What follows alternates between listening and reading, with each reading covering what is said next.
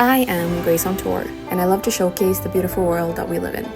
In the past video, I brought you along on the journey of heading to the northern part of Mongolia. And in this video, the journey continues heading towards Taiga to see the Reindeer Nomads, which are one of the last groups of nomadic reindeer herders in the world. This morning we have met up with the horse guide, and he has brought 6 horses to the guest house, which we will be taking up to the Reindeer Nomads. And today's breakfast consisted of the traditional fried bread with some egg.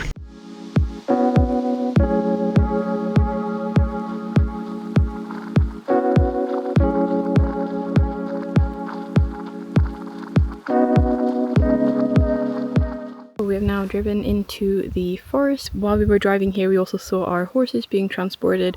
They will meet us up here in the forest, but right now it seems that the road is not so good, so I'm not sure if we can get any further than this. We've now stopped the car and waiting for the horses to arrive. So this is all the packing we'll be bringing with us. The horses have now arrived and we are just having some lunch before we set off. Same thing as yesterday, the Mongolian noodle with beef, potato and some other vegetables. So here we have our horses for today. I'm wearing the traditional Mongolian dress. We are on the horses now, and this place is only accessible by horse trek. No vehicles can get here, and we will be on the horses for a few hours until we reach the nomads.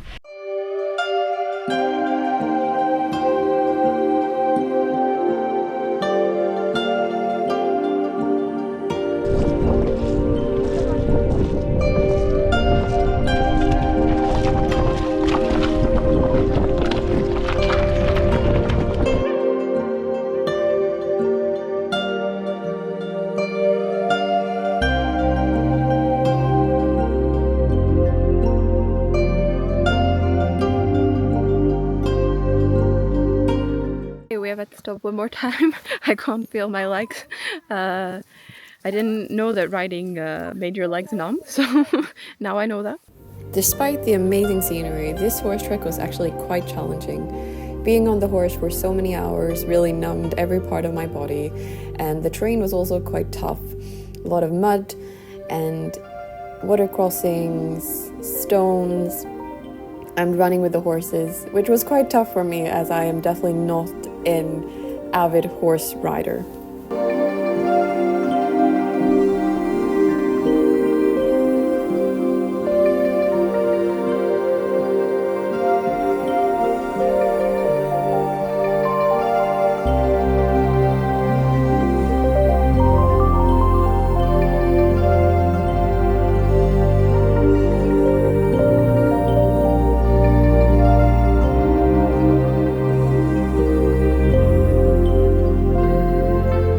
We are now off the horses and we're walking them down this mountain as the terrain is too bad to be on the horses, and I feel like the cartilage between my knees have completely disappeared. I can barely walk, but I hope it will be worth it once we arrive. But either way, I mean, the views are absolutely amazing. I can enjoy them a bit more now that we're hiking. So we found them. After 6 hours on the horse, we have finally made it to Taiga and to the Reindeer Nomads. It was a very, very tough journey to get here, I am not going to lie, but we have made it and it's really, really amazing. And as you can see behind me, we have the reindeer. Also good to know is that for these nomads, they don't use the traditional gears, the round ones that are used throughout Mongolia. They use the tepees, and this is essentially because they move around more, so they're more easy to take up and down. Also, when we arrived, we got to meet the oldest couple here of the 25 families that live in this area, and yeah, we got some reindeer milk and some reindeer cheese. The cheese was not really to my liking, but interesting to try. I was wondering what this device was and also why the kids were able to get internet access. So essentially they have a Starlink here, so even Wi-Fi in this most remotest part of Mongolia. This is our home for the next 2 nights, the teepee, and let's see how it looks like inside. in the middle we have this stove, just like the gears, and then it both heats up and you can cook, and it leads to the top here like a chimney, and then we have beds all around. Yes.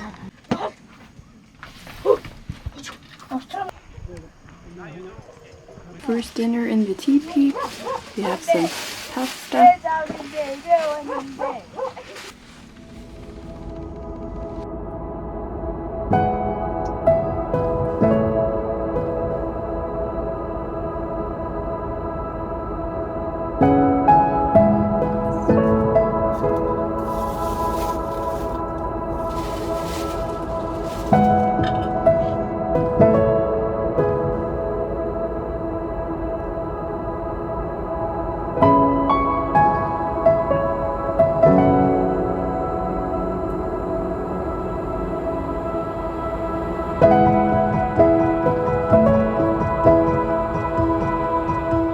Good morning from this little reindeer oasis. So right now it seems that the reindeer are heading out into the mountains to start feeding on the grass. So they're huge herds going towards the mountain, and yeah, really surreal to see this. Hello.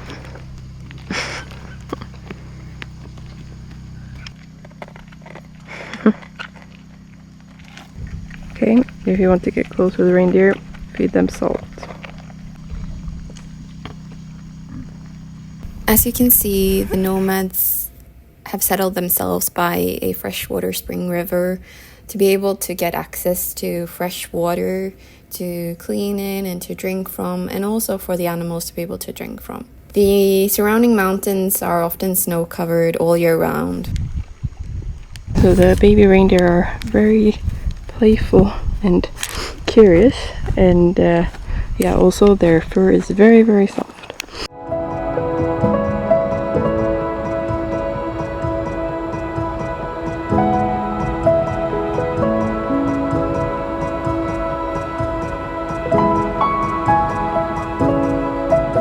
We're now in the center for the reindeers, where they all gather here together and take a rest. So yeah, very cool.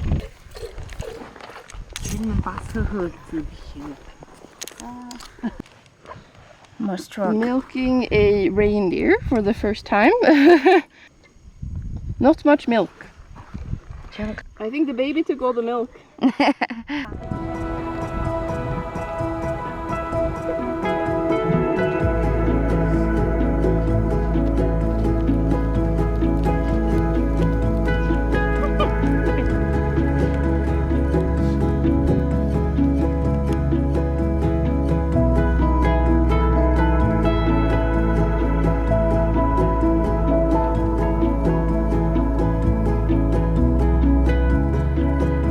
One thing that amazes me about Mongolia is that a nomad lifestyle still in this modern day exists, and the people are living so close to nature in very simple lives with their animals and are very content, and that is really amazing to see. This is very funny. So now the Starlink is on again and everyone is surrounded by it with their smartphones. So the pace of life here is very slow, and there is not much to do more than to take in the landscape. So I'm getting a lot of reading done, and no.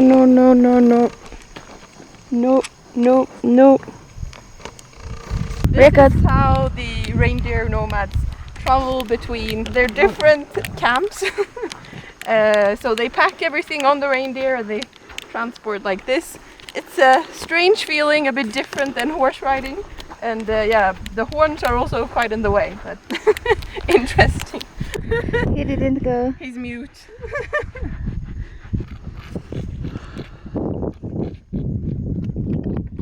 We have had quite an eventful afternoon. We have visited 4 of the nomad families here in the community, and custom when you visit is to have their reindeer milk tea and also bread with reindeer cheese, reindeer milk cheese, and it's very interesting to see how they are living and also ask them about their nomadic life. Today's dinner was a soup with dried meats and vegetables and noodles, and now after dinner we're checking out the daily volleyball game which happens among the young people here at night. Another fun fact is that the reindeer nomads actually very rarely eat reindeer meat. They see the reindeers as their friends and their family, so therefore they prefer not to eat them. They usually only eat meat like once a day, and that's usually beef. So they need to go to the next nomad community, which is a few hours by horse, to buy meat. And that's also why they usually dry it in their homes, so it lasts longer. Okay, we are back on the horses again, heading back, leaving the reindeer nomads and the reindeers behind us. So until next time.